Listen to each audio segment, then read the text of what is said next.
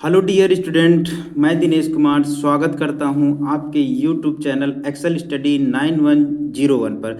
जैसे बच्चों, कल की सीरीज में हमने मॉडल नंबर 1 की शुरुआत की थी और बहुत ही अच्छी तरीके से, बहुत ही इंटरेस्टेड तरीके से हमने सीखा था। हमने आपको पहले ही विदित कराया था कि हम वन शॉट के साथ साथ मॉडल पेपर कराएंगे। मॉडल पेपर में कल हमने पैटर्न भी आपको बताया और ये भी बताया था कि पैटर्न में जो आपका 70 नंबर का पेपर होना है उसमें से हमने 20 नंबर का जो ऑब्जेक्टिव क्वेश्चन थे उनको हमने सॉल्व कराया था। फिर हमने ये बताया था कि सेकंड पार्ट का जो आपका खंड बा है, सेक्शन बी, वो हम नेक्स्ट डे करवाएंगे। नेक्स्ट डे करवाने के लिए आज हम तैयार हैं। तो बच्चों, आप रेडी हैं? तो आइए स्टार्ट करते हैं अपने अगले सेक्शन की ओर। तो सेक्शन बी में, पार्ट बी में हम स्टार्ट करेंगे। इसमें बोला है कि सभी भाग के क्वेश्चन को आपको हल करना है। तो क्वेश्चन जो आपका फर्स्ट नंबर है वो क्या दिया गया है? एक घन का आयतन जो दिया गया है वो कितना दिया गया है? 1331 सेंटीमीटर क्यूब। इसकी प्रत्येक भुजा ज्ञात करना है। तो बच्चों, हमारे क्वेश्चन में क्या दिया गया है? दिया है घन का आयतन। घन का आयतन, घन का आयतन जो दिया गया है बच्चों, क्या दिया गया है? 1331 सेंटीमीटर क्यूब दिया गया है। अब बच्चों, आप घन से तो परिचित ही हो गए। घन में क्या होता है? सभी भुजाएं क्या होती हैं? बराबर होती हैं। घन एक 3D शेप में होता है। 3D शेप का मतलब होता है कि इसमें लंबाई, चौड़ाई, ऊंचाई तीनों क्या होती हैं बच्चों? समान होती हैं। तो अगर हम फिगर के तौर पर इसको देखना चाहें तो ये इसकी क्या होती है बच्चों? ये लेंथ होती है, ये ब्रेड्थ होती है, ये क्या होती है? हाइट होती है, यानी लंबाई, चौड़ाई, ऊंचाई। लेकिन कंडीशन ये होती है बच्चों कि इसमें लंबाई बराबर होती है चौड़ाई के, चौड़ाई बराबर होती है ऊंचाई के। अगर हम इसकी भुजा को कोई ए मान लें तो इसका मतलब है कि लंबाई भी और चौड़ाई भी और ऊंचाई तीनों क्या होंगी? हमारी बराबर होंगी। सब किसके बराबर होंगी? ए। अगर लंबाई हमारी ए है तो चौड़ाई भी ए ही होगी और ऊंचाई भी ए होगी। तो हमें घन का जो देखिए, तो हमने यहाँ पर देख लिया कि घन की सभी भुजाएं बराबर होती हैं। ठीक है बच्चों। और ये किस शेप में रहता है? इसका जो शेप होता है, आकृति होती है, आकृति जो इसकी होती है वो 3D में होती है। 3D का मतलब होता है इसकी 3 डायमेंशन होती हैं, लंबाई, चौड़ाई और ऊंचाई होती है। तो बच्चों, हम जानते हैं कि घन का जो आयतन होता है वो क्या होता है? ए क्यूब होता है। और ए क्यूब हमारे घन का आयतन दे दिया गया है वो कितना? जैसे हम भुजा को क्या मान रखे हैं? यहाँ पर ए मान रखे हैं। तो हमारा घन का जो आयतन हो जाएगा वो क्या हो जाएगा? ए क्यूब बराबर कितना दिया है? 1331। तो अगर हम ए बराबर निकालेंगे तो इसका क्यूब रूट करेंगे तो क्यूब रूट जो हो जाएगा 1300 कितना हो जाएगा? 31 हो जाएगा। अब यहाँ क्यूब रूट में हम इसके फैक्टर कर लेते हैं बच्चों। तो साइड में हम यहाँ क्या करेंगे? फैक्टर कर लेंगे। तो 1331 के फैक्टर करेंगे तो देखिए यहाँ पर 11 से कट जाएगा तो 11 एकन्नम कितना हो जाएगा? 11। फिर यहाँ 2 बचेगा, 11 दूनी 22, 11 एकन्नम 11। फिर 11 से आप काटोगे तो 11 एकन्नम 11, 11 एकन्नम 11। फिर आप 11 से काटोगे तो 11 एकन्नम 11। तो अब यहाँ पर हम यहाँ पर रख देते हैं तो क्या हो जाएगा? हमने फैक्टर जो निकाला वो क्या निकाला बच्चों? 11 गुणे 11 गुणे 11। अब क्यूब रूट है तो 3 3 के जोड़े बनेंगे। तो 3 के जोड़े में से यहाँ 3 3 की ग्रुपिंग होती है तो 3 जोड़े में से एक बाहर आ जाएगा। तो हमारा ए क्या थी? घन की भुजा थी। और घन की भुजा क्या आ गई हमारी? कितनी आ गई बच्चों? 11 सेंटीमीटर। तो हमने बच्चों बताया था कि इसमें तीनों भुजाएं बराबर होती हैं। तो इसकी मतलब लंबाई भी क्या हो जाएगी? 11 हो जाएगी, चौड़ाई भी 11 हो जाएगी और ऊंचाई भी क्या हो जाएगी? 11 11 सेंटीमीटर की सारी भुजाएं हो जाएंगी। तो इस तरीके से आप अपने आंसर को आसानी से हल कर पाओगे। तो बच्चों, पहले क्वेश्चन में जो हमारा दिया गया था वो ये बताया गया था कि एक घन का आयतन कितना दिया था? 1331 सेंटीमीटर क्यूब दिया था। इसमें हमें क्या करना था? प्रत्येक भुजा का मान ज्ञात करना। तो इस तरीके से हम बच्चों क्या करेंगे? घन का हमने बताया है कि घन की तीनों भुजाएं बराबर होती हैं। घन का आयतन जो होता है वो कितना होता है? ए क्यूब होता है। ए क्यूब बराबर हमारे क्वेश्चन में दे दिया गया 1331। क्यूब जब पक्षांतरण होगा तो क्यूब रूट में परिवर्तित हो जाएगा। अब इसके फैक्टर कर लेंगे तो 3 3 की ग्रुपिंग होगी। जो हमारा आंसर आ जाएगा तो हमारा ए का मान जो यहाँ पर क्या प्राप्त हुआ बच्चों? 11। यही हमारा क्या हो जाएगा? राइट आंसर होगा। तो जो हमारा का जो पूछा था कि प्रत्येक भुजा, तो आता है, यहाँ लिख सकते हो कि आता है घन की घन की प्रत्येक भुजा कितने सेंटीमीटर की होगी?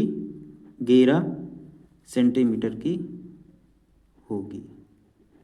इस तरीके से आप बच्चों क्या करोगे, अपने आंसर का आसानी से, अपने क्वेश्चन का आसानी से आंसर निकाल लोगे। अगले क्वेश्चन में चलते हैं बच्चों। अगला क्वेश्चन जो हमारा दिया गया वो क्या दिया गया है, यदि द्विघात समीकरण X square plus 3x minus P equal to 0 का एक मूल 2 है तो हमें क्या करना है, p का मान ज्ञात करना है। तो बच्चों हमारा जो द्विघात समीकरण दिया है वो क्या दिया है, द्विघात समीकरण जो दिया है हमारा कौन सा क्वेश्चन है, खंड बा का दूसरा क्वेश्चन है, यानी खा नंबर है। इसमें दिया गया है, दिया गया द्विघात समीकरण।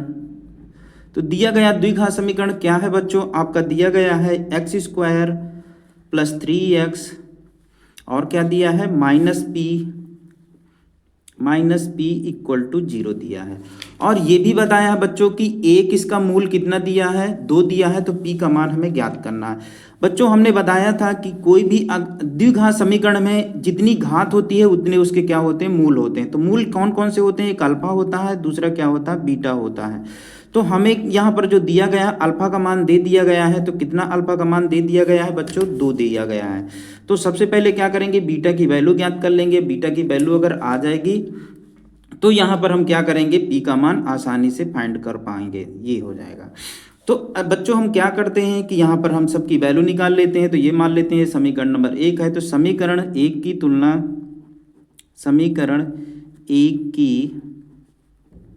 तुलना व्यापक समीकरण A X square plus B X धन सी इक्वल टू 0 से करने पर तुलना करेंगे बच्चों, तो हमें क्या मिलेगा, ए की जो वैल्यू मिलेगी वो कितनी मिलेगी बच्चों, 1 मिल जाएगी। बी की वैल्यू जो मिलेगी वो क्या मिल जाएगी, 3 मिलेगी। सी की वैल्यू क्या मिलेगी बच्चों, माइनस पी मिल जाएगी। अब हमारा जो मूलों का सूत्र जो होता है वो क्या होता है, मूलों का गुणनफल का सूत्र, मूलों का योगफल का सूत्र। तो मूलों का या शून्यकों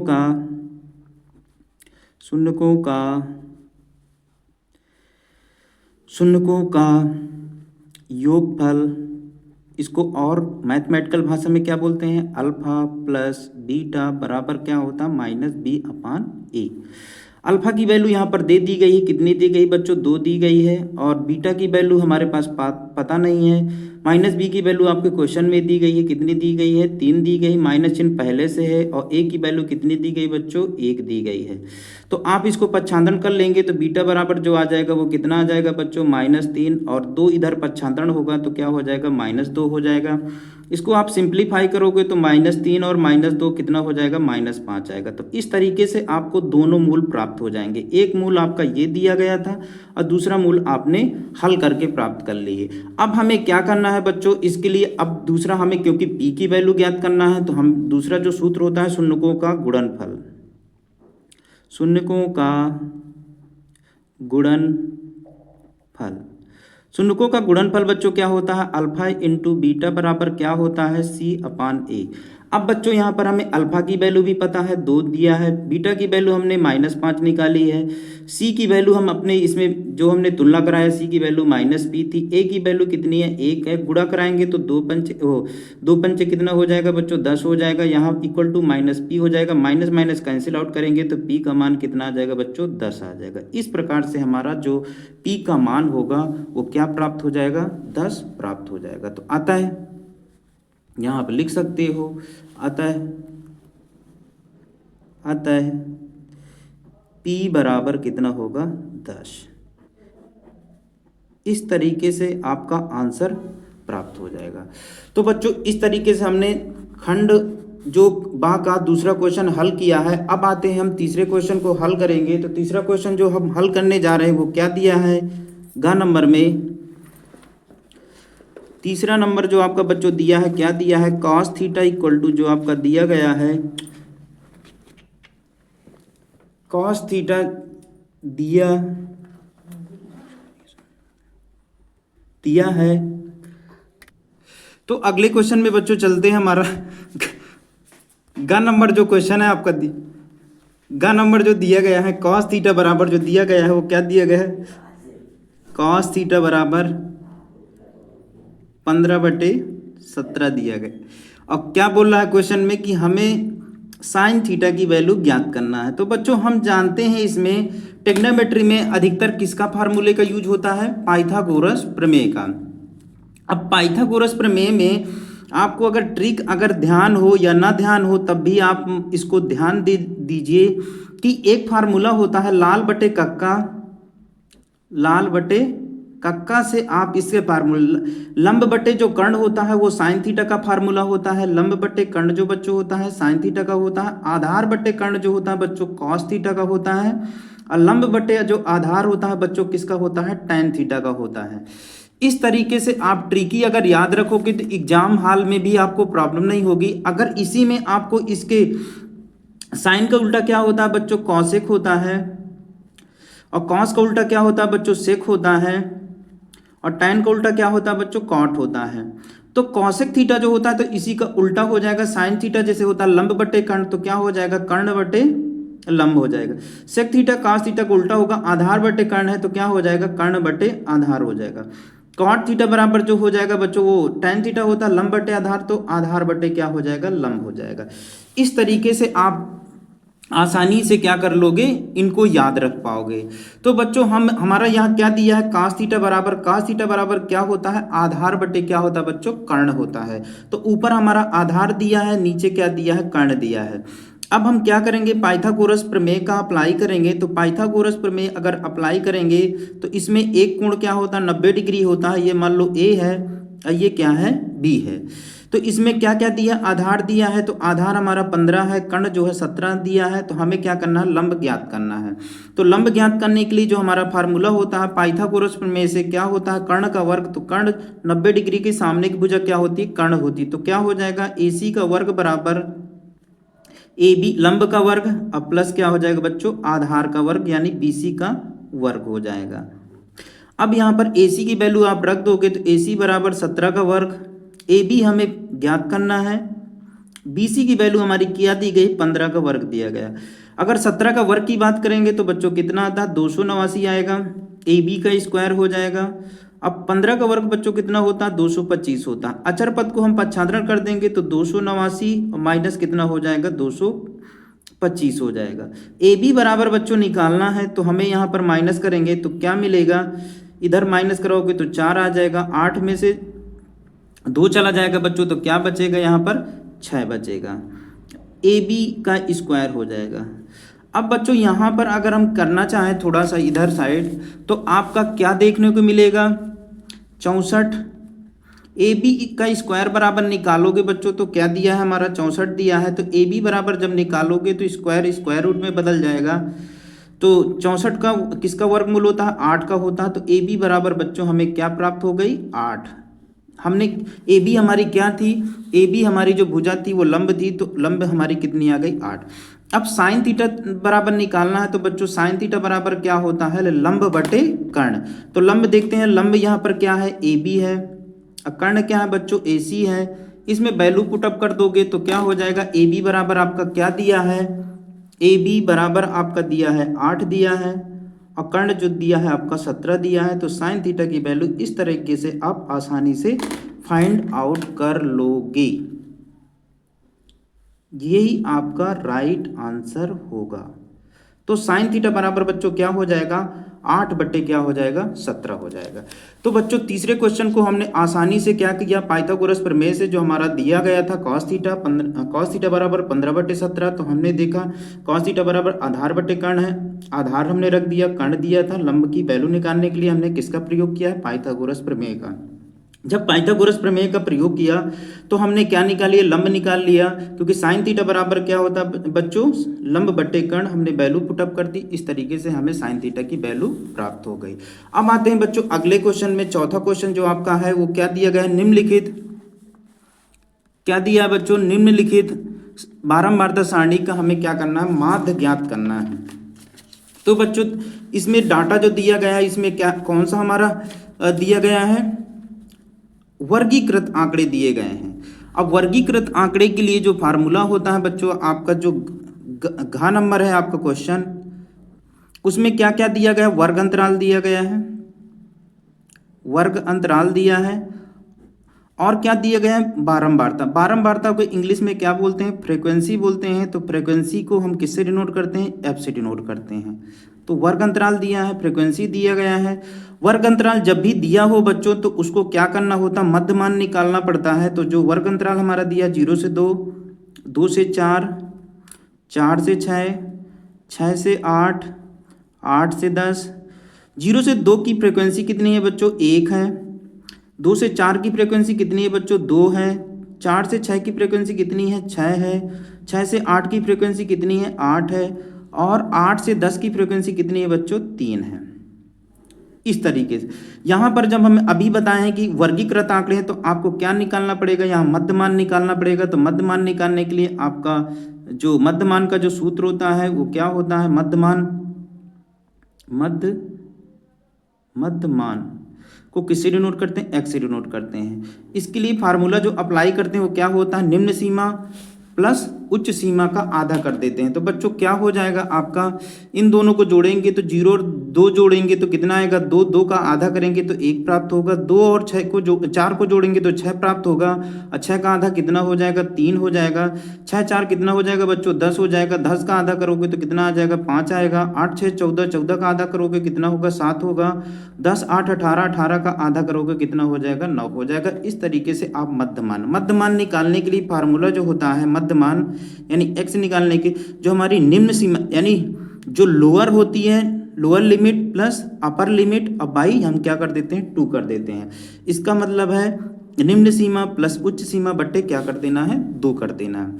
इस तरीके से बच्चों आगे हम क्या करेंगे, एफ इंटू एक्स निकालेंगे, क्योंकि हमारा जो फार्मूला होता है माध्य का सूत्र जो होता है एक्स बार इक्वल टू जो होता है sigma F X upon sigma F होता है। तो यहाँ पर हमें क्या करना पड़ेगा, एफ एक्स निकालना पड़ेगा। तो इनको गुणा कराओगे तो 1 एक अन्नम 1 होगा, 2 3 कितना होगा 6, 6 पंचे कितना होगा 30 हो जाएगा, 8 सत्ते कितना हो जाएगा 56 हो जाएगा, और 9 तिया कितना हो जाएगा 27 हो जाएगा बच्चों। इस प्रकार से हम इसमें जोड़ेंगे तो सिग्मा हमें एफ एक्स मिल जाएगा। तो सिग्मा एफ एक्स निकालेंगे तो कितना होगा, 7 6 13, 13 6 उतना 19, 19 और 1 कितना हो जाएगा 20 हो जाएगा। हासिल कितना आ जाएगा बच्चों, 2 आ जाएगा। 5 3 8 2 10 और 2 कितना हो जाएगा बच्चों, 12 हो जाएगा। 5 3 8 2 10, 10 2 12। तो हमारा सिग्मा एफ एक्स बराबर 120 आ गए। अब हम फ्रीक्वेंसी को जोड़ लेते हैं तो सिग्मा एफ हो जाएगा। इसको जोड़ेंगे तो 8 3 11, 11 और 6 कितना हो जाएगा बच्चों 17, 17 3 कितना हो जाएगा बच्चों 2 कितना हो जाएगा बच्चों 17 2 19, 19 और 1 कितना हो जाएगा 20 हो जाएगा। अब क्या करते हैं बच्चों, सिंपली अपने फार्मूले में रख देते हैं। तो सिंपली फार्मूले में रखेंगे तो सिग्मा का मान कितना, सिग्मा एफ एक्स का मान 120 दिया है और सिग्मा एफ का मान दिया 20 दिया है। इसको काटेंगे तो बच्चों 2 से आप काटोगे तो 2 छंग कितना हो जाएगा 12 हो जाएगा। तो इसका मध्य मान देखो, यहाँ पर आप फ्रिक्वेंसी में भी देखोगे तो इसका मान कितना आ रहा है, 6 आ रहा है। तो यही इसका क्या हो जाएगा, राइट आंसर हो जाएगा। तो अतः यहाँ पर लिख सकते हो, अतः जो आपकी क्या आ गए बच्चों, मध्य मान जो होगा, सारणी का मध्य मान या माध्य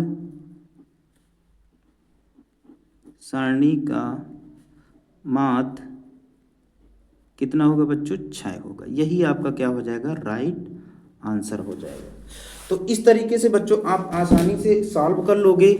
अगले क्वेश्चन में चलते हैं बच्चों। तो अगला क्वेश्चन आपका क्या दिया गया है, अगला क्वेश्चन जो आपका दिया गया है, क्या दिया गया है क्वेश्चन आपका, क्वेश्चन जो आपका दिया गया है घा नंबर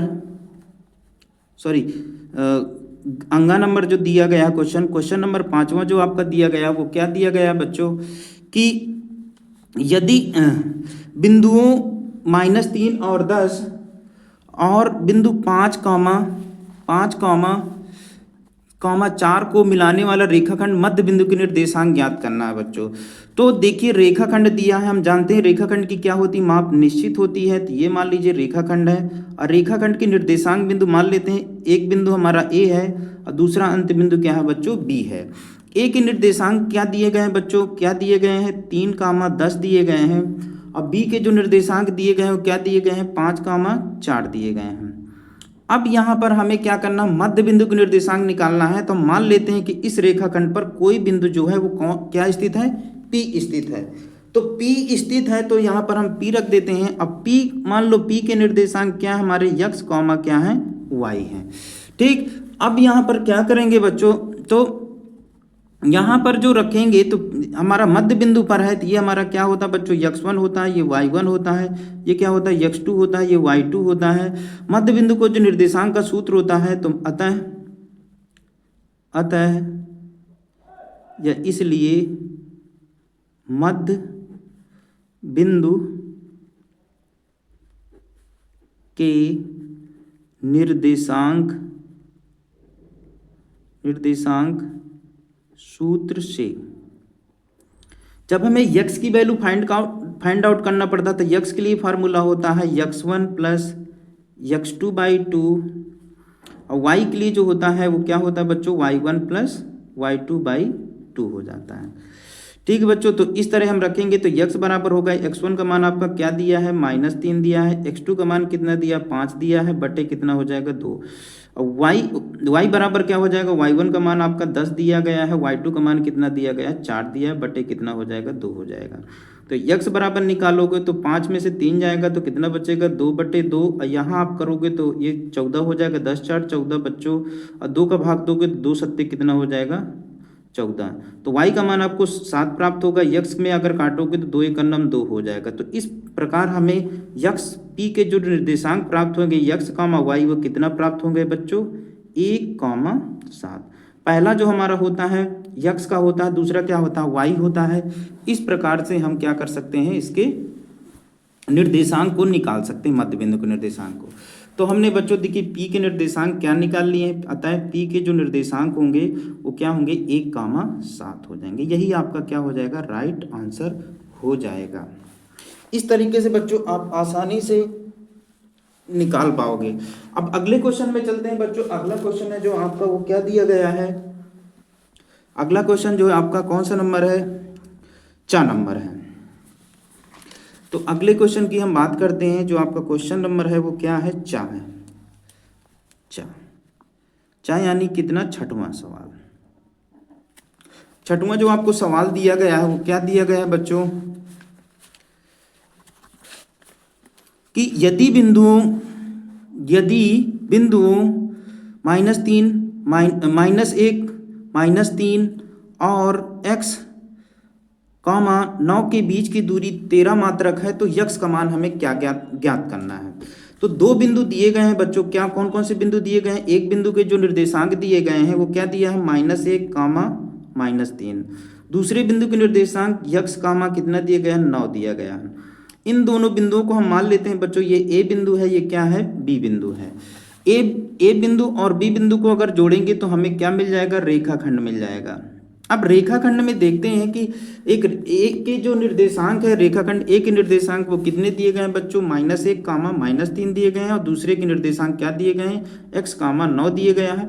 अब बोला है कि इनकी जो दूरी है, तो AB की जो दूरी दी गई है, AB की दूरी वो कितनी दी गई, 13 मात्रक दी गई है, 13 मात्रक।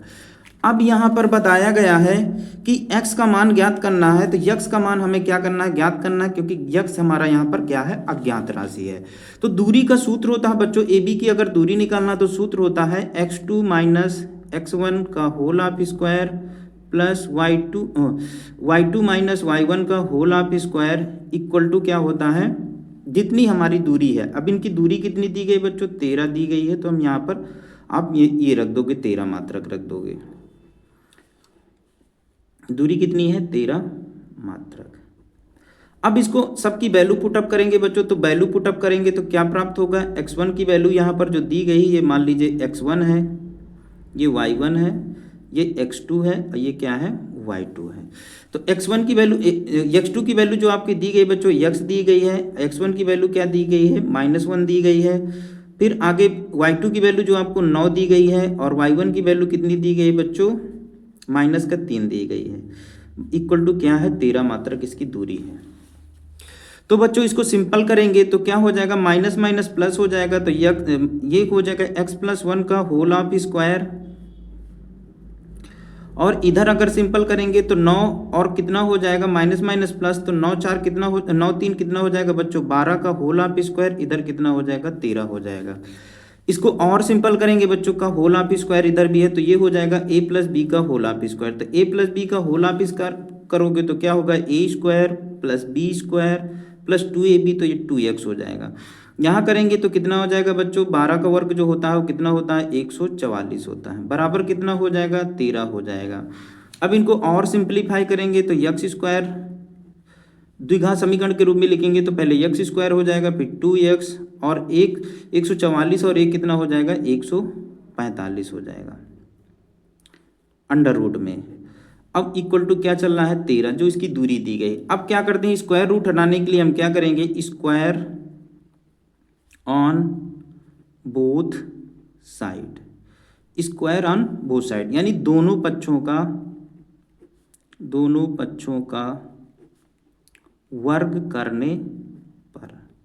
तो वर्ग करोगे बच्चों तो क्या हो जाएगा इस पक्ष का भी वर्ग करोगे इस पक्ष का भी वर्ग करोगे, यानी एल बाएं साइड का भी करोगे दाएं साइड का करोगे तो इसका स्क्वायर रूट हट जाएगा, यक्स स्क्वायर हो जाएगा प्लस 2x हो जाएगा, इधर कितना हो जाएगा प्लस का 145 स्क्वायर रूट हटेगा, इसका वर्ग करोगे तो 13 का वर्ग कितना होता है बच्चों 169 हो जाएगा।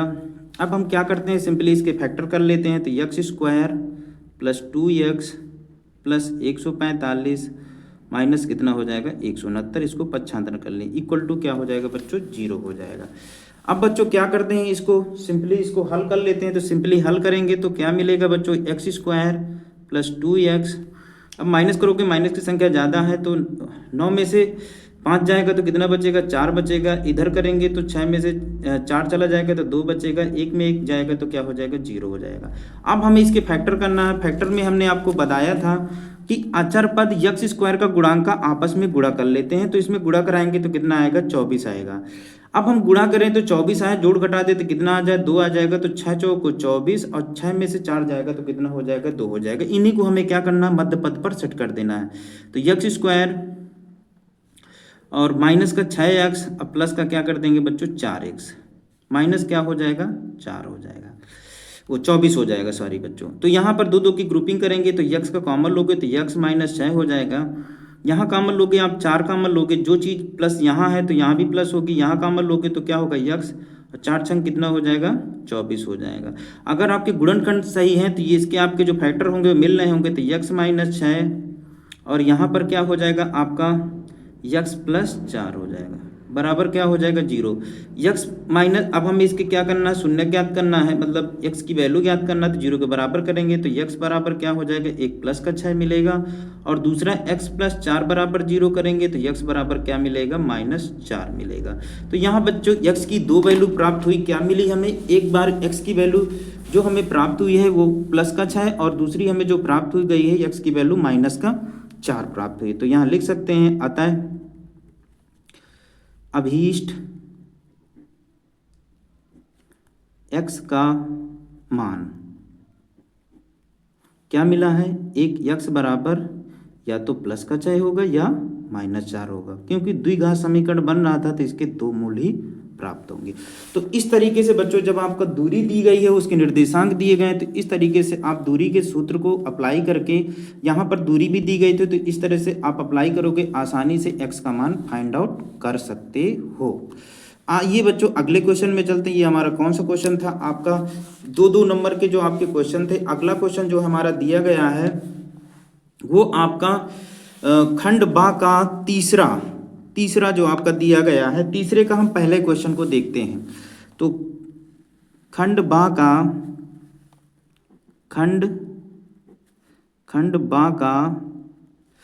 कौन सा क्वेश्चन है आपका खंड बा का जो तीसरा क्वेश्चन का पहला क्वेश्चन करते हैं। तो पहला क्वेश्चन जो आपको दिया गया है बच्चों क्या दिया गया है, ऐसे दो क्रमागत जो क्वेश्चन में दिया गया है वो क्या दिया गया है देख लेते हैं। ऐसे दो क्रमागत विषम धनात्मक पूर्णांक ज्ञात कीजिए जिनके वर्गों का योग कितना है 290 दिए गया है।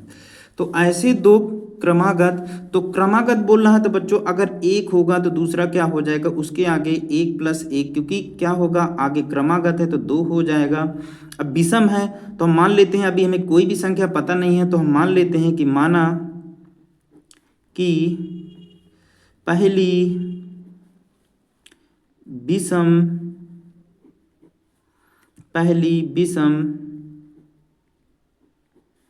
संख्या,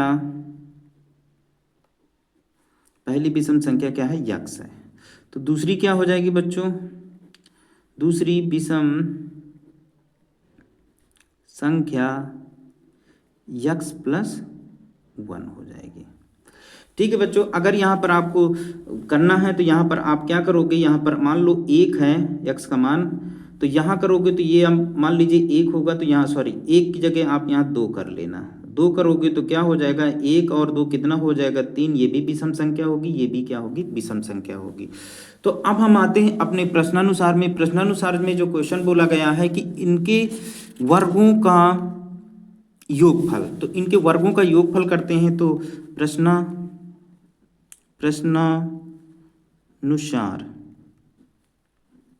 प्रश्नानुसार क्या हो जाएगा, इनके वर्गों का योग, किनके, पहली संख्या और दूसरी संख्या के वर्गों का, तो ये हो जाएगा यक्स का वर्ग और ये हो जाएगा यक्स प्लस टू का होल स्क्वायर। वर्गों का योगफल कितना दिया गया बच्चों, 290 दिया गया है, तो 290 हो जाएगा। अब बच्चों इसको हल करेंगे तो क्या हो जाएगा, यहाँ पर यक्स स्क्वायर हो जाएगा, ये हो जाएगा ए प्लस बी का होल स्क्वायर हो जाएगा, तो ए स्क्वायर बी स्क्वायर यानी दो दूनी चार बच्चों, और टू ए भी करेंगे तो कितना हो जाएगा, दो दूनी चार एक्स हो जाएगा, बराबर किसके बराबर होगा बच्चों, 290 के। इनको जोड़ेंगे सिंपली बच्चों तो क्या प्राप्त होगा, एक्स कितना हो जाएगा, 2x square plus 4x plus 4 minus 290। अब इसमें कराओगे तो क्या होगा, एक्स स्क्वायर प्लस 4x, इसमें माइनस कराओगे तो कितना हो जाएगा, 286 हो जाएगा। इस तरीके से आप सिंपली, अब देखना हमें क्या करना है कि यक्स यहाँ पर कॉमन है तो कॉमन ले लेंगे बच्चों, तो कॉमन में हमें दो मिल रहा है तो दो कॉमन करेंगे तो क्या हो जाएगा, यक्स स्क्वायर प्लस 2x, दो एक नम 2 और दो चार को 8 और कितना हो जाएगा, 2 3 6 बराबर क्या हो जाएगा, 0। इसको भाग में ले जाओगे तो ये 0 हो जाएगा, तो यक्स स्क्वायर प्लस 2x और ये हो जाएगा बच्चों कितना हो जाएगा, 143। 143 के अब क्या करना बच्चों, हमें फैक्टर करना है। 143 के अगर हम फैक्टर की बात करेंगे तो 143 के फैक्टर करोगे तो आपका कितना हो जाएगा, 143 किससे कटेगा बच्चों, 11 से कट जाएगा, तो 11 एक नम 11, 3 बचेगा, 11 तिया 33। अब इसको बच्चों करेंगे तो ये तो सिंपली अभाज्य संख्या थी, तो अभाज्य इसके गुणनखंड आएंगे और 13 में 11 जो घटा दोगे तो कितना मिलेगा आपको, 2 यानी मध्य वैल्यू प्राप्त हो जाएगी। तो यहाँ पर हम करते हैं बच्चों तो क्या हो जाएगा, यक्स स्क्वायर और किसका हमें वैल्यू लाना है, प्लस की लाना है, तो 13x में क्या करेंगे, माइनस का 11x क्या घटा देंगे, माइनस 143 बराबर 0। दो दो के जोड़े बनाएंगे बच्चों, तो यक्स यहाँ पर कॉमन है तो यक्स प्लस 13 हो जाएगा। इसमें माइनस सहित कॉमन लेते हैं तो 11 कॉमन है तो यक्स प्लस क्या हो जाएगा, 11 का नम 11, 11 तिया 33। तो बच्चों यहाँ यक्स प्लस 13 इक्वल टू 0 रखेंगे तो यक्स का मान क्या मिलेगा बच्चों, माइनस का 13 मिलेगा। और दूसरी x माइनस 11 बराबर 0, तो यक्स का मान बच्चों हमें सिंपली क्या मिलेगा, प्लस का 11 मिल जाएगा। तो यहाँ पर बच्चों हमें यक्स की दो वैल्यू प्राप्त हो गई। एक वैल्यू हमें जो प्राप्त हुई है वो क्या मिली है, यक्स का मान जो हमारा आया है वो x का मान, यहाँ पर कंडीशन नंबर हम शर्त में लिखेंगे कि x बराबर जब x बराबर कितना हो, माइनस का 13 हो। तो जब x का मान 13 होगा तो पहली संख्या हमारी जो हो जाएगी, पहली विषम संख्या है, फर्स्ट विषम संख्या जो हो जाएगी वो क्या हो जाएगी, माइनस का 13 हो जाएगी। अब यहाँ पर बच्चों यहाँ पर ये ध्यान दीजिए क्योंकि वहाँ पर बोला धनात्मक मतलब विषम पूर्णांक बोला है, क्योंकि हमारे क्वेश्चन में बोला धनात्मक विषम पूर्णांक, तो माइनस चिन्ह को क्या कर देंगे बच्चों, इग्नोर कर देंगे। तो ऋणात्मक, देखो यहाँ पर माइनस चिन्ह की वजह से क्या हो जाएगा, ये उपेक्षणीय हो जाएगा, क्योंकि हमें क्या करना है, उपेक्षणीय हो जाएगा, क्योंकि हमें धनात्मक लेना है, इसलिए यहाँ पर हमें यक्स का मान उपेक्षणीय होगा। तो क्या हो जाएगा सेकंड शर्त में, जब यक्स बराबर कितना हो, 11 हो। तो यक्स बराबर जब बच्चों 11 होगा तो पहली संख्या तो क्या हो जाएगी हमारी, पहली संख्या फर्स्ट नंबर जो हमारी हो जाएगी पहली विषम विषम धनात्मक पूर्णांक कितना हो जाएगा बच्चों 11। दूसरी जो सेकंड जो आपका विषम पूर्णांक जो होगा बच्चों क्या हो जाएगा 11 + 2 माने थे तो कितना हो जाएगा 13। इस तरीके से आप क्या करोगे यहाँ लिख दोगे आता है दो क्रमागत विषम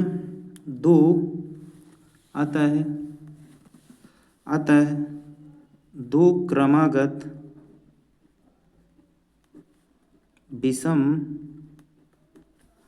धनात्मक पूर्णांक कौन कौन से हो जाएंगे बच्चों, एक होगा 11 क्रम से बोला है ना, दूसरा क्या हो जाएगा 13। यही आपके क्या हो जाएंगे आंसर हो जाएंगे। तो यही इस तरीके से आप बच्चों हल करोगे तो आसानी से आप नंबर भी प्राप्त कर लोगे और आपको डाउट भी नहीं होगा पेपर में। तो हमने क्या देखे एक बार और अगर देखेंगे तो क्या होगा, हमने पहली संख्या को यक्स माना था।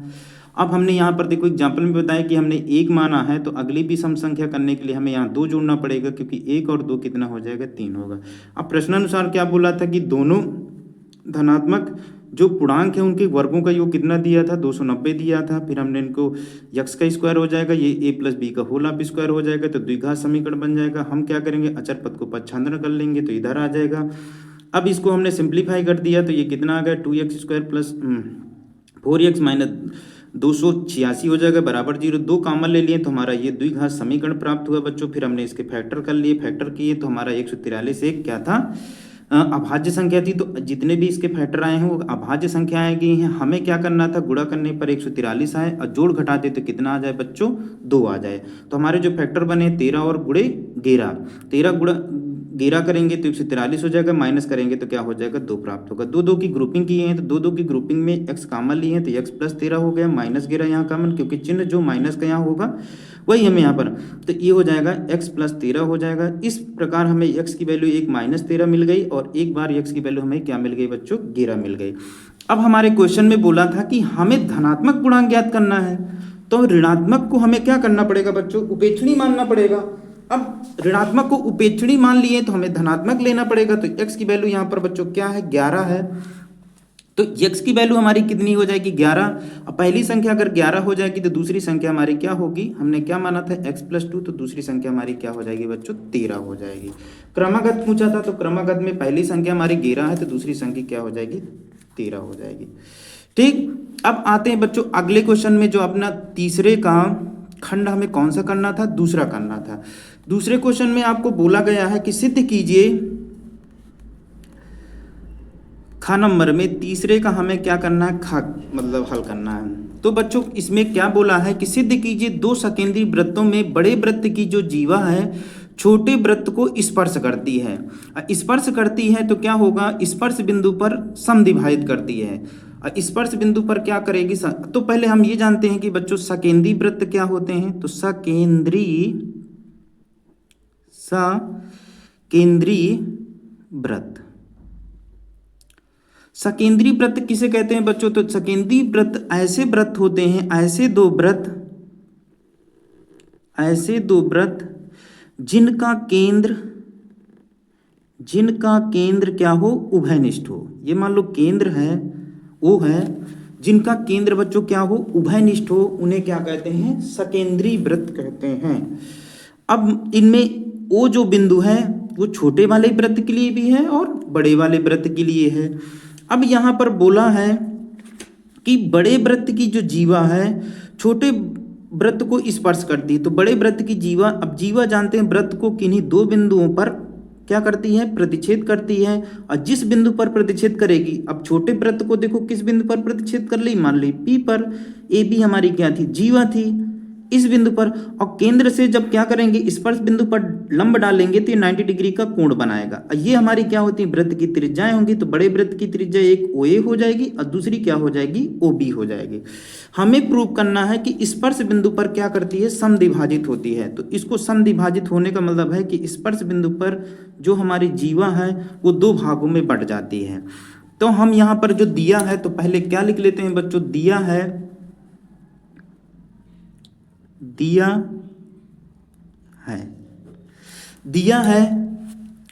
दो सकेंद्री वृत्त दिया है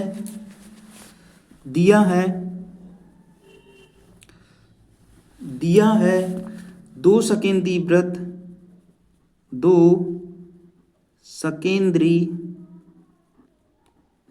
वृत्त जिनके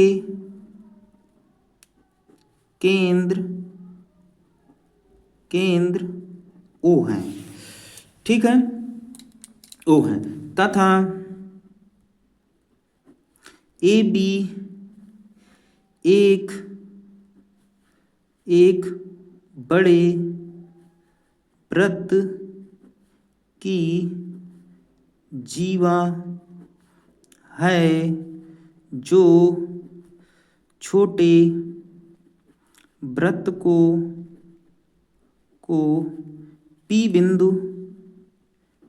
बिंदु पर स्पर्श करती है, ठीक।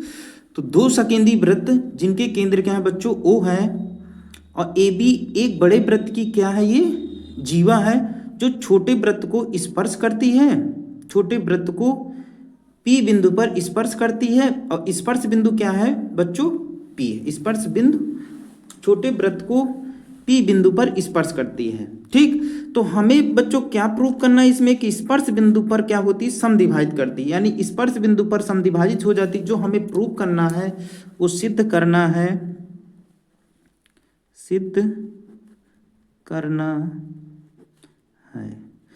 करना है कि क्या होगा, AP बराबर जो होगा वो क्या होगा, PB के। ये हमें क्या करना है, प्रूव करना है कि स्पर्श बिंदु पर जो त्रिज्या है, लंब है, वो क्या करेगी, इसको समद्विभाजित करेगी। बच्चों आपने 9th में एक प्रमेय पढ़ी होगी कि केंद्र से डाला गया लंब जीवा को क्या करता है, समद्विभाजित करता है, ठीक है। तो उस प्रमेय को अप्लाई हम कर सकते हैं, या फिर हम क्या कर सकते हैं, सर्वांग समता से सिद्ध कर लेते हैं। तो सर्वांग समता से सिद्ध करेंगे, ये वृत्त की दो क्या है, त्रिज्याएं हैं, तो हम सर्वांग समता से सिद्ध करते हैं। तो क्या करते हैं, यहाँ पर हम डाल देते हैं उपपत्ति में क्या करेंगे बच्चों, यहाँ दो त्रिभुज बन रहे हैं, एक बन रहा है OPA और एक बन रहा है OPB। तो यहाँ लिखेंगे त्रिभुज OPA तथा त्रिभुज OPB में। तो यहाँ पर बच्चों देखिए सर्वांग समता से प्रूव करना है, तो OA जो है वो बराबर होगा किसके, OB के। ये क्या है, वृत्त की क्या है, त्रिज्याएं क्या होती हैं, समान होती हैं। फिर देखेंगे कि OP जो है, OP और OP क्या है, उभयनिष्ठ है। और देखेंगे तो लंब है तो 90 डिग्री का कोण बनाएगी। तो हमारा एक कोण बनेगा OPA और कोण क्या हो जाएगा, OPB के बराबर होगा। ये कितने डिग्री के होंगे, प्रत्येक 90 डिग्री के। तो क्या हो जाएगा बच्चों, देखो वृत्त की त्रिज्याएं जो है वो कर्ण का काम करेगी, 90 डिग्री का है, तो ये क्या हो जाएगा H, और ये क्या हो जाएगा हमारा S हो जाएगा। ये क्या हो जाएगा, राइट एंगल क्या हो जाएगा, तो ये हमारा क्या हो जाएगा, H जो है, H का मतलब है कि कर्ण हाइपोटेनियस, यानी ये कर्ण हो गया।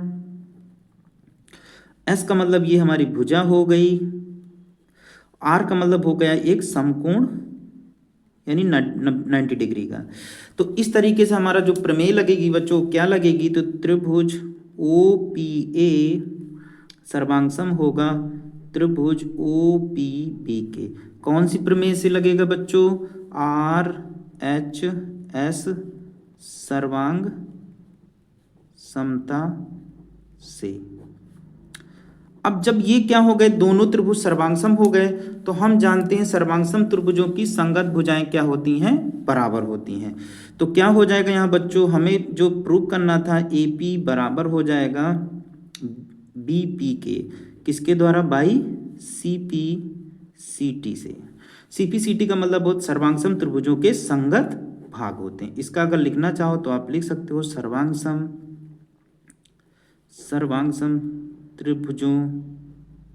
त्रिभुजों के संगत भाग।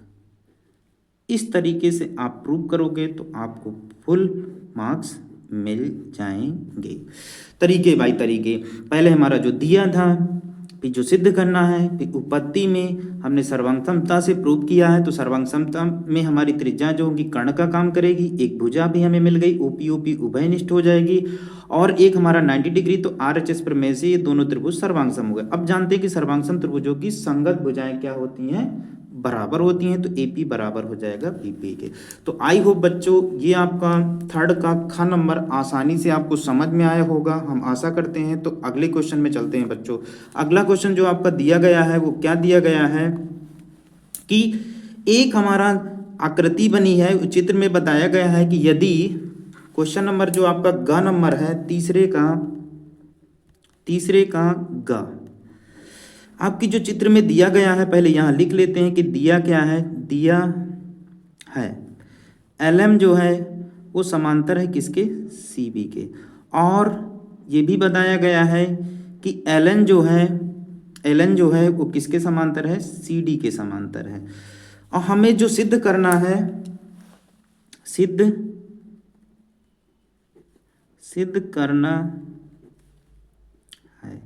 सिद्ध क्या करना है बच्चों? AM upon BM equal to AN upon DN।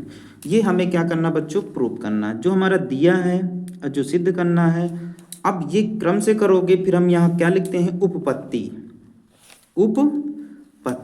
तो उपपत्ति यहाँ लिखते हैं, जो हमें प्रूव करना है उपपत्ति में हमें क्या दिया गया है?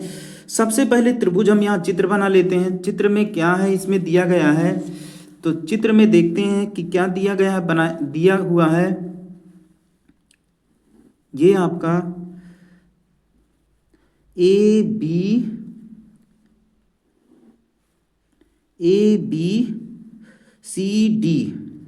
कुछ ऐसी आकृति बनी हुई है, ABC और ये D है। और एक जो है A केंद्र से C केंद्र से जाने वाली एक रेखा है, और यहाँ पर दो और अन्य रेखाएं हैं। एक M, जो M है वो AB को काट रहा है, एक जो N है वो क्या कर रहा है? AD को काट रहा है N। और जहाँ पर ये दोनों कट रहे हैं तो कटान बिंदु क्या है बच्चों? L है। अब बच्चों हमें क्या करना है इसमें? जो हमें प्रूफ जो करना है बच्चों, क्या प्रूफ करना है? AM upon BM equal to होगा AN अपान DN के। तो थेल्स प्रमेय का कथन आपने सुना ही होगा। इसमें हमें दो त्रिभुज लेना पड़ेगा, त्रिभुज ABC में। ठीक है बच्चों, अब थेल्स प्रमेय का कथन की थोड़ा बात कर लेते हैं हम बच्चों। यहाँ पर थेल्स प्रमेय का कथन ये कहता है कि किसी त्रिभुज में एक भुजा के समांतर अन्य त्रिभुज, मान लेते हैं ABC है, एक भुजा के समांतर, कोई एक भुजा हमारी BC के समांतर अन्य दो भुजाओं को भिन्न भिन्न बिंदुओं पर काटने के लिए एक रेखा खींची जाए, मान लो DE खींच लें, तो वो रेखा खींची जाए तो वो क्या करती है? त्रिभुज को समान अनुपात में विभक्त करती है। यानी कि हमारा AD upon DB equal to क्या हो जाएगा? AE अपान EC के। तो हमें थेल्स प्रमेय का यहाँ अप्लाई करना है। तो त्रिभुज ABC में यहाँ क्या बताया गया है बच्चों? ABC में LM जो है समांतर है किसके? BC के। तो हम यहाँ लिखेंगे थेल्स प्रमेय से। थेल्स प्रमेय का कथन ये है कि ये वाली भुजा किसके समांतर है? त्रिभुज ABC में BC वाली भुजा किसके समांतर है? LM के समांतर है। इसलिए हम थेल्स प्रमेय का प्रयोग करेंगे। तो जब एक भुजा के समांतर अन्य दो भुजाओं पर भिन्न बिंदुओं पर काटने के लिए एक रेखा की जाए तो इनको क्या करती है? समान अनुपात में विभक्त करती है। तो समान अनुपात में विभक्त करने का मतलब हो जाएगा कि AM इस भुजा का जो अनुपात होगा इस भुजा के अनुपात के क्या होगा? बराबर होगा। AM upon M B equal to क्या हो जाएगा, ए एल अपान एल सी। ये समीकरण नंबर क्या मान लेंगे, 1 मान लेंगे। इसी प्रकार त्रिभुज, कौन सा त्रिभुज लेंगे, ए डी सी में। तो ए डी सी में जो दिया गया है बच्चों, क्या दिया गया है, ए डी सी में बोला है कि एल एन जो है वो किसके समांतर है, सी डी के। तो यहाँ लिख लेते हैं एल एन जो है, एल एन समांतर है किसके, सी डी के। तो जब ये समांतर है तो हम क्या करेंगे बच्चों, यहाँ फिर से पुनः थेल्स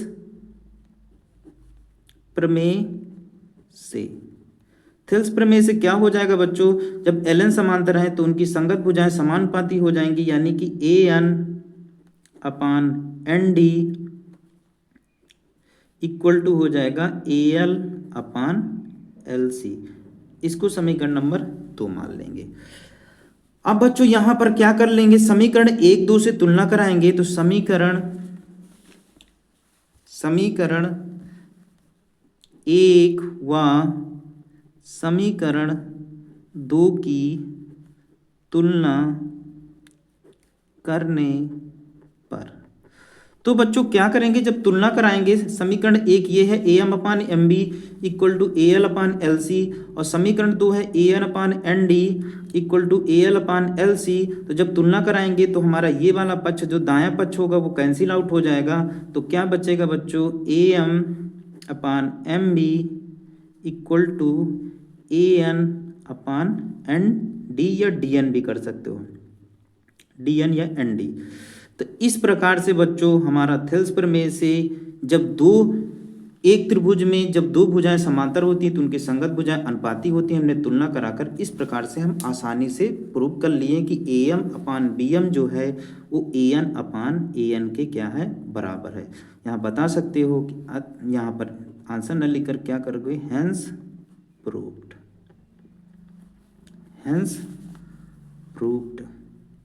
इस तरीके से बच्चों करोगे तो आपके एक भी नंबर नहीं कटेंगे। आइए बच्चों, ये क्वेश्चन को अगर आप आसानी से समझ गए होंगे, हमने थेल्स प्रमेय का भी कथन देखिए जिक्र किया है कि थेल्स प्रमेय क्या है। थेल्स प्रमेय के अप्लाई करके इस क्वेश्चन को आसानी से हमने सॉल्व किया है। तो आइए बच्चों अगले क्वेश्चन की तरफ चलते हैं कि अगला क्वेश्चन हमारा क्या दिया गया है। अगला क्वेश्चन जो हमारा बच्चों दिया गया है वो क्या दिया गया है, द्विघात समीकरण। अगला क्वेश्चन जो आपका बच्चों दिया गया है वो क्या दिया गया है, द्विघात समीकरण जो आपका तीसरे का घ नंबर दिया गया है। द्विघात समीकरण या द्विघात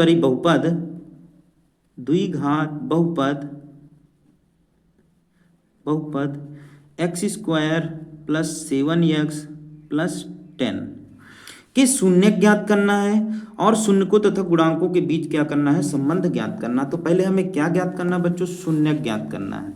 तो पहले हम क्या करेंगे बच्चों, शून्य निकालेंगे कि शून्य क्या है। तो शून्य के लिए बच्चों हमने आपको बताया था चैप्टर नंबर 2 में कि शून्य कैसे ज्ञात करते हैं। तो हमारा द्विघात बहुपद दिया है x square plus 7x plus 10।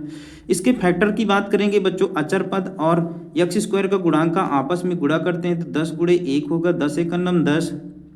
गुणा कराएंगे तो 10 आए, जोड़ घटा देते कितना आ जाए बच्चों, 7 आ जाए, यानी मध्य का तो क्या होगा 2 पंचे 10 या 5 दूनी 10। दोनों को अगर हम गुणा करेंगे तो 10 आएगा और जोड़ घटा देंगे तो कितना आ जाएगा, 7 आ जाएगा। तो बच्चों हम यहाँ पर इसको सिंपली पुट कर देना है। तो एक्स स्क्वायर प्लस कितना हो जाएगा बच्चों, 7x हो जाएगा। और 7 को हमने क्या भी किया है, 2 गुणे 5 में रखा है, तो यहाँ आप क्या कर सकते हो 5x प्लस 2x, दोनों को जोड़ोगे तो बीच की वैल्यू हमारी 7x प्राप्त होगा। हमें अचर पद का कुछ नहीं करना, ना हमें एक्स स्क्वायर का करना। 2 के जोड़े बनाएंगे बच्चों, तो जोड़े में से क्या होगा, x कॉमन हो जाएगा, तो यहाँ x प्लस 5 मिलेगा। यहाँ बच्चों प्लस आगे वाली दूसरे ग्रुप में जो प्लस आगे चिन्ह रहता है, जिसका भी चिन्ह होगा वही आएगा। यहाँ 2 कॉमन है, 2 का भाग इसमें भी चला जाएगा, इसमें भी चला जाएगा, तो x प्लस क्या हो जाएगा बच्चों 5 होगा। अगर गुणनखंड सही बीच की वैल्यू मिल रही होगी तो x प्लस 5 दोनों में मिल रहा है तो एक ही बार लिखेंगे, जो नहीं मिल रहा है वो x प्लस 2 हो जाएगा।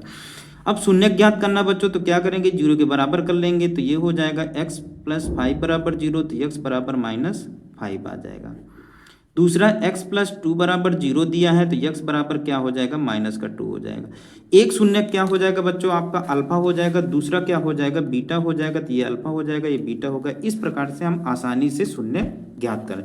अब क्वेश्चन में हमें बताया गया है कि हमें शून्य भी ज्ञात करना तथा शून्यकों तथा गुणांकों के बीच संबंध की सत्यता की जांच करना। तो क्या करना हमें आगे बच्चों, संबंध की सत्यता की जांच करना है। संबंध की सत्यता की जांच करना है। तो बच्चों इसके लिए क्या होता है, इनमें दो फार्मूले होते हैं, एक शून्यकों का योगफल और दूसरा होता है शून्यकों का गुणनफल होता है। तो बच्चों उसी से हम क्या करेंगे, अप्लाई करके इनके संबंधों की जांच कर लेंगे। तो हमारा बहुपद बच्चों क्या दिया गया था, x² plus 7x plus 10 equal to, ठीक है, प्लस 10 दिया था, इक्वल टू में नहीं बच्चों, नहीं वो फिर समीकरण बन जाएगा। अब इसके समीकरण नंबर 1 मान लेते हैं, इसकी तुलना कराएंगे तो ax² प्लस समीकरण यहाँ लिख दोगे, समीकरण 1 की तुलना द्विघात बहुपद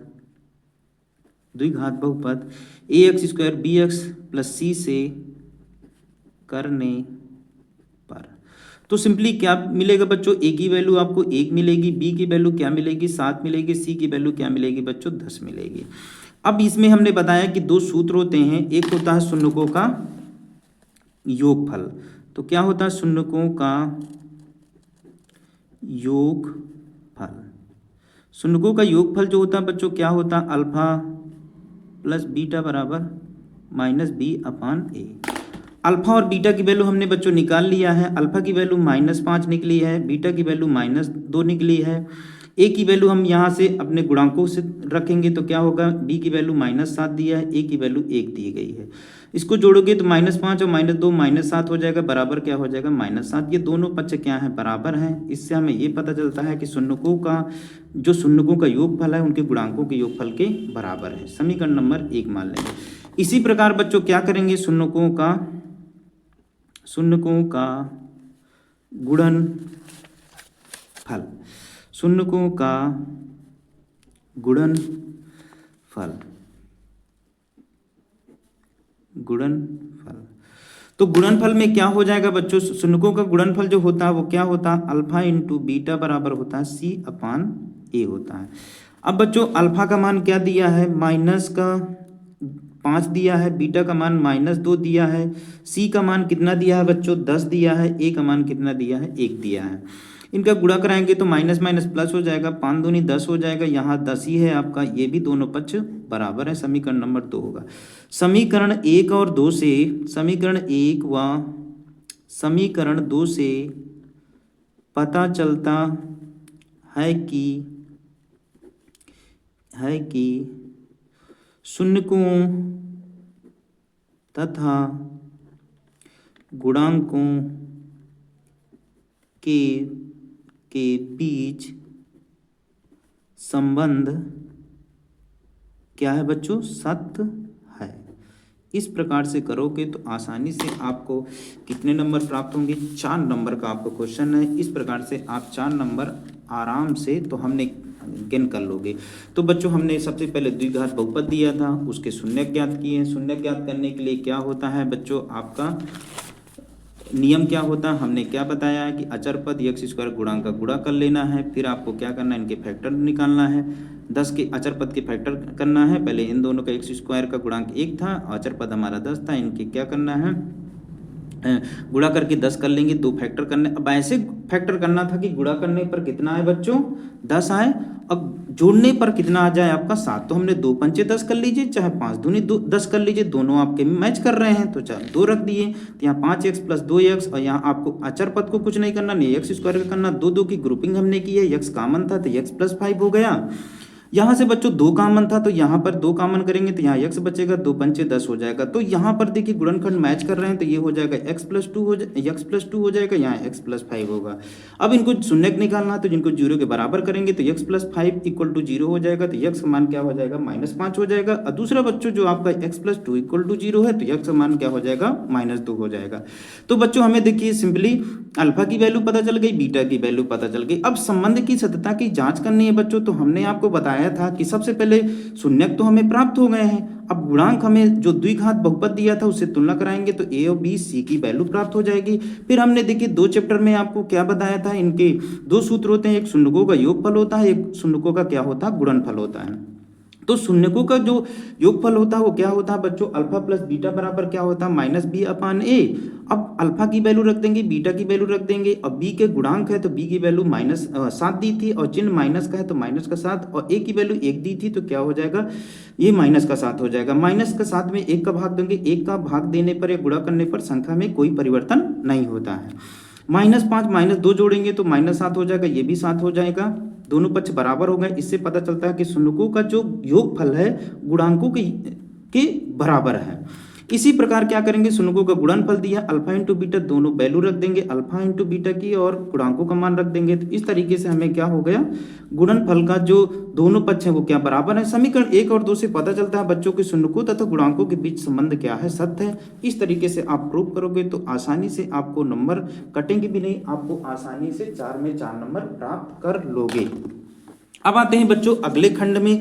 अगला जो आपका दिया गया क्वेश्चन जो आपको बताया गया है कि निम्नलिखित बारंबारता सारणी का क्या करना है बच्चों, माध्य ज्ञात करना है।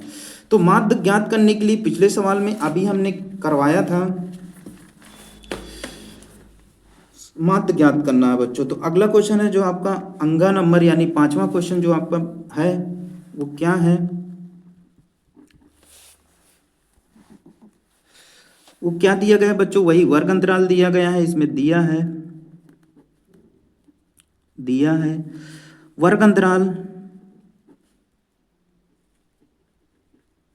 और उनकी फ्रीक्वेंसी, चाहे बारंबारता लिख लीजिए, फ्रीक्वेंसी को एफ से डिनोट करते हैं। फिर हमें क्या निकालना पड़ेगा, मध्यमान निकालना पड़ेगा। फिर बच्चों हम क्या करेंगे, एफ एक्स निकालेंगे। वर्ग अंतराल बच्चों क्या दिया गया है, 0 से 10 दिया है, इसकी फ्रीक्वेंसी 2 दी गई है। 10 से 20 जो दिया गया है उसकी फ्रीक्वेंसी कितनी है, 4 दी गई है। 20 से जो 30 दिया गया बच्चों उसकी फ्रीक्वेंसी कितनी है, 7 दी गई है। 30 से जो 40 दिया गया बच्चों उसकी फ्रीक्वेंसी कितनी है, 3 है। और 40 से जो 50 दिया गया है बच्चों उसकी फ्रीक्वेंसी कितनी है, 2 है। मध्यमान निकालने के लिए अभी पिछले सवाल में हमने बच्चों आपको बताया था कि निम्न सीमा और उच्च सीमा को जोड़ करके क्या कर देना है बच्चों, 2 का भाग दे देना है। तो इस तरीके से बच्चों आपको क्या मिल जाएगा, मध्यमान प्राप्त हो जाएगा। तो बच्चों क्या करेंगे, हम उच्च सीमा निम्न सीमा को जोड़ करके आधा करेंगे, तो 0 में 10 जोड़ोगे तो बच्चों क्या मिलेगा, आपको 10 मिलेगा। 10 का आधा करोगे तो बच्चों क्या मिलेगा, 5 मिलेगा। 10 और 20 का जोड़ोगे तो कितना होगा, 30। 30 का आधा करोगे तो 15 हो जाएगा। इसी प्रकार 20 और 30 को जोड़ोगे तो 50 हो जाएगा। 50 का आधा करोगे तो 25 हो जाएगा। इसी प्रकार बच्चों आप 30 और 40 को जोड़ोगे तो कितना मिलेगा, 70 मिलेगा। 70 का आधा कितना हो जाएगा, 35 हो जाएगा। इसी प्रकार बच्चों 40 और 50 को जोड़ोगे तो 90 होगा। 90 का आधा करोगे तो कितना हो जाएगा, 45 हो जाएगा। अब बच्चों हम सिंपली क्या करना होता है, क्योंकि हमारा फार्मूला जो होता है वो माध्य का x बार इक्वल टू जो होता है, तो बच्चों एफ एक्स जब निकालेंगे तो क्या करना है बच्चों, फ्रीक्वेंसी और जो मध्यमान निकाले हैं इसका क्या करना है, गुणा करना है। तो गुणा करते हैं बच्चों तो क्या होगा, 5 दूनी 10 हो जाएगा। 15 चौको कितना हो जाएगा बच्चों, 60 हो जाएगा। 25 का गुणा 7 में कराएंगे तो क्या होगा बच्चों, 7 पन्ना 35 हो जाएगा, हासिल 3 हो जाएगा। 7 दूनी 14 और 3 कितना हो जाएगा बच्चों, 17 हो जाएगा, यानी 175 हो जाएगा। 35 का गुणा 3 में कराएंगे बच्चों तो क्या प्राप्त होगा, 3 पचे 15, हासिल 1 होगा, 3 त्रिकाई 9 1 10, 105 हो जाएगा बच्चों। 45 दूनी कितना होगा, 90 हो जाएगा बच्चों। अब क्या करना है, हमें क्या करना है, सिग्मा एफ एक्स निकालना है। तो क्या करना पड़ेगा, इनको सबको सम कर देते हैं यानी जोड़ लेते हैं। तो बच्चों जोड़ेंगे तो क्या प्राप्त होगा, 5 5 10 की 0 हो जाएगा, हासिल 1 हो जाएगा, 9 7 16 16 6 22 22 1 23 23 1 कितना हो जाएगा बच्चों, 24 की 4 हासिल कितना हो जाएगा, 2 हो जाएगा, 2 2 1 1 2 और 2 कितना हो जाएगा, 4 हो जाएगा। तो सिग्मा एफ एक्स जो आपको मिल गया वो 440 मिल गया। थोड़ा सा एक बार और चेक कर लेते हैं, आपका जो योगफल है 5 5 कितना हो जाएगा, 10 हो जाएगा, हासिल 1 हो जाएगा, 9 7 16 16 6 22 22 1 23 1 24 की 4 हासिल 2 हो जाएगा, 1 और 1 2 2 4 हो गया। चलो ठीक है बच्चों, अब क्या करते हैं बच्चों, सिग्मा एफ निकाल लेते हैं। तो सिग्मा एफ 7 3 10 10 2 कितना हो जाएगा बच्चों, 12 12 और 4 कितना हो जाएगा बच्चों, 16 16 और 2 कितना हो जाएगा, 18 हो जाएगा। एक बार और चेक कर लेते हैं, 7 3 10 2 12 12 2 14 14 4 18 हो गए बच्चों। तो अब क्या करते हैं हम, यक्स बार जो हमारा होता है वो किससे डिनोट करते हैं, हम माध्य को डिनोट करते हैं। तो हमारा सूत्र जो होता है वो क्या होता है, X bar equal to sigma F X upon sigma F होता है। अब यक्स बार इक्वल टू निकालेंगे बच्चों तो क्या मिलेगा आपको, सबसे पहले सिग्मा एफ एक्स की वैल्यू रख देते हैं। तो सिग्मा एफ एक्स की वैल्यू जो आपकी है वो क्या है, 440 है। सिग्मा एफ की वैल्यू कितनी है बच्चों, 18 है। तो इसको आप सिंप्लीफाई करोगे तो क्या करना है, 2 से काटोगे तो 2 दूनी 4 2 दूनी 4 0 हो जाएगा, 2 से काटेंगे 2 नाम 18। अब इसको क्या करना है आपको, इसको सीधे डिवाइड कर दीजिए बच्चों। तो डिवाइड करेंगे 220 में 9 को डिवाइड करना है तो कितना हो जाएगा, 9 दूनी 18 हो जाएगा। क्या बचेगा बच्चों, 4 बचेगा, ना चौको 36 36 कितना बचेगा बच्चों, 4 बचेगा। दशमलव लगाओगे, 0 बढ़ाओगे तो 9 चौको कितना हो जाएगा बच्चों, 36। फिर बच्चों आपको क्या बचेगा, 4 बचेगा, फिर 9 चौको 36। यानी कि आपका 4 जो है बार बार रिपीट हो रहा है। तो आप क्या करना, दशमलव के 2 अंकों तक लेना है। तो आपकी एक्स बार की जो वैल्यू होगी यानी माध्य जो होगा वो क्या हो जाएगा, 24.44। यही आपका राइट आंसर होगा। तो बच्चों हमने क्या बताया, जब वर्गीकृत आंकड़े दिए हों तो पहले आपको क्या करना है, टेबल बनाना है। वर्ग अंतराल आपका दिया ही रहेगा, फ्रीक्वेंसी दी होगी। आपको मध्य मान निकालने के लिए जो फार्मूला होता है हमने क्या बताया था बच्चों, निम्न सीमा प्लस उच्च सीमा बटे क्या कर देना, 2 कर देंगे तो क्या हो जाएगा, हमारी मध्य मान की वैल्यू प्राप्त होगी। जब मध्य मान की वैल्यू प्राप्त होगी तो हमें क्या निकालना होगा, एफ एक्स। तो क्या करना है, फ्रीक्वेंसी से एक्स का गुणा करा दोगे तो इस तरीके से आपका सिग्मा एफ एक्स प्राप्त हो जाएगा। अब हमारा जो माध्य का सूत्र होता है तो यक्स बार इक्वल टू जो होता है वो sigma F X upon sigma F होता है। वैल्यू पुटअप कर देंगे और सिंप्लीफाई इसको कर देंगे, काट देंगे तो इस तरह से आपका आंसर प्राप्त हो जाएगा। तो बच्चों हमारा माध्य अतः यहाँ लिख सकते हैं कि अतः माध्य बराबर जो हो जाएगा यानी एक्स बार इक्वल टू हो जाएगा वो कितना हो जाएगा, 24.44। यही आपका बच्चों राइट आंसर होगा। आइए बच्चों, इस जो आपका खंड भाग का जो वर्णात्मक क्वेश्चन में लास्ट क्वेश्चन है वो क्या दिया गया है, उस क्वेश्चन को भी हम क्या कर लेते हैं, डिस्कशन कर लेते हैं। फिर आपका क्या बचेगा, लॉन्ग क्वेश्चन बचेंगे। लॉन्ग क्वेश्चन का डिस्कशन हम अगले नेक्स्ट वीडियो में करेंगे। तो बच्चों आपका जो लास्ट क्वेश्चन जो दिया गया है, कौन सा, क्वेश्चन नंबर 6 जो दिया गया है वो क्या दिया गया है, देखिए पहले सबसे पहले क्वेश्चन को पढ़ते हैं। क्या दिया गया है, एक थैले में 5 लाल गेंदें हैं।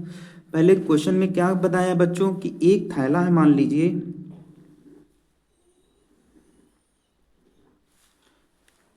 एक थैले में 5 लाल गेंदें हैं बच्चों, 5 रेड कलर की गेंद हैं और कुछ नीली गेंदें हैं।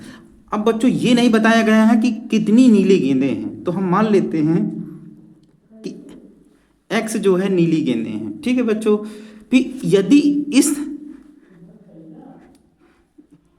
इस थैले में से नीली गेंद निकालने की प्रायिकता लाल गेंद निकालने की प्रायिकता की दुगनी है, तो थैले में नीली गेंद की संख्या हमें क्या करना है, ज्ञात करना है बच्चों। तो क्या करते हैं बच्चों, हम मान लेते हैं कि मान लेते हैं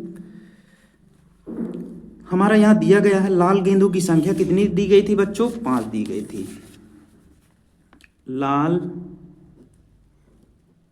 गेंदों की संख्या कितनी बच्चों, 5 थी। हमने जो माना था क्या था हम बच्चों, माना नीली गेंदों की संख्या कितनी है, x है। ठीक है बच्चों, तो कुल मतलब यहाँ पर लाल और जो ब्लू कलर की गेंदों की संख्या कितनी हो जाएगी, अगर देखेंगे तो ये 5 प्लस कितना हो जाएगा, x। यहाँ r का मतलब है रेड है, अब b का मतलब है ब्लू है। तो कुल गेंदों की संख्या यहाँ करेंगे तो कुल गेंदों की संख्या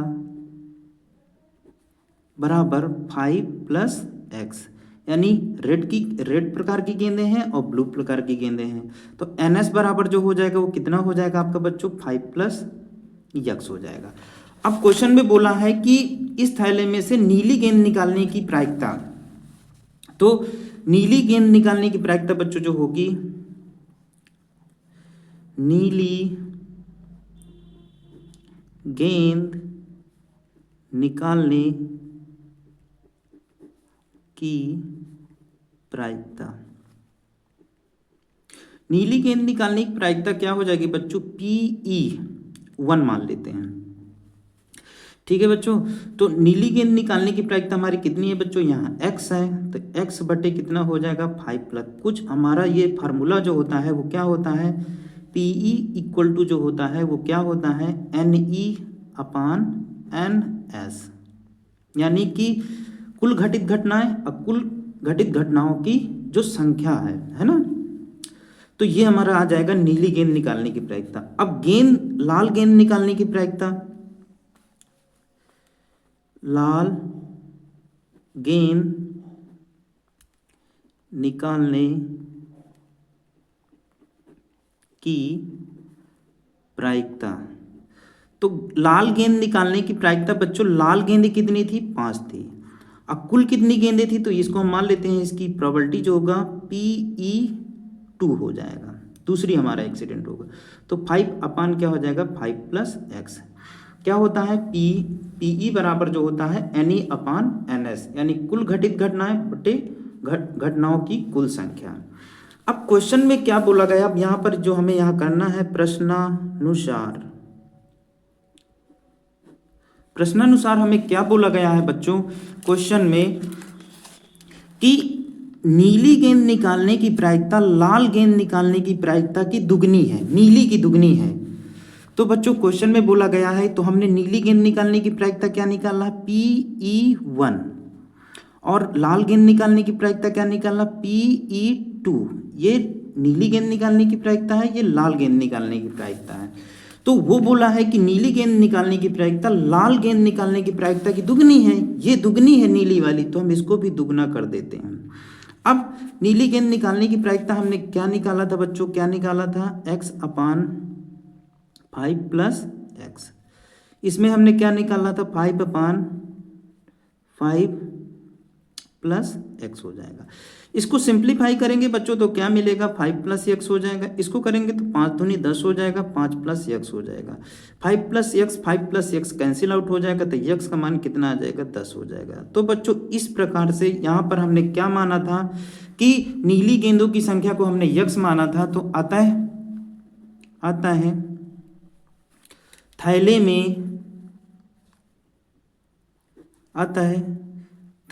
में नीली गेंदों की संख्या कितनी होगी, 10 होगी। यही बच्चों आपका राइट आंसर होगा। तो इस तरीके से बच्चों हमने क्या बताया प्रायिकता में, कि हमें कुछ नीली गेंदें दी गई थी, तो हमने नीली गेंदों को x मान लिया, और लाल गेंदों की संख्या कितनी दी गई थी बच्चों, 5 दिए गया था। हमने नीली गेंदों की संख्या को x मान लिया, लाल गेंदों की संख्या को 5 मान लिया। कुल गेंदों की संख्या जो हो जाएगी, तो रेड गेंदें और ब्लू गेंदें, तो कुल गेंदों की संख्या कितनी हो जाएगी, 5 प्लस x हो जाएगा। फिर हमें नीली गेंद निकालने की प्रायिकता, तो क्या होता फार्मूला, NE/NS, यानी कुल घटित घटनाएं और कुल घटनाओं की संख्या हमने रख दिया। तो नीली गेंद निकालने की प्रायिकता आ गई, लाल गेंद निकालने की प्रायिकता आ गई। प्रश्न में बोला गया है कि नीली गेंद निकालने की प्रायिकता है लाल गेंद निकालने की प्रायिकता की दुगनी है, ये दुगनी है तो ये भी दुगनी करेंगे, अब दोनों पक्ष बराबर हो जाएंगे। इसको सिंप्लीफाई करेंगे तो ये गुणे में आ जाएगा, 5 दूनी 10, नीचे की वैल्यू कट जाएगी तो x की वैल्यू कितनी आ गई, 10 आ गई। इस प्रकार जो थैले में नीली गेंदों की संख्या कितनी हो जाएगी बच्चों, 10 हो जाएगी। तो बच्चों ये हमारा जो आपका 2 नंबर के क्वेश्चन थे, 4 नंबर के जो क्वेश्चन थे, आज हमने बहुत ही इंटरेस्टिंग तरीके से हमने सॉल्व किया है। आई होप आपको ये सेशन अच्छा लगा होगा, और अपने प्यार को बनाए रखने के लिए बच्चों, और हमको मोटिवेशन मतलब देने के लिए आप वीडियो को लाइक, सब्सक्राइब और अपने फ्रेंडों को फॉरवर्ड करें। और जो भी आपको दिक्कत परेशानी आती है तो कमेंट बॉक्स में अपना सुझाव अवश्य दें बच्चों। Thank you.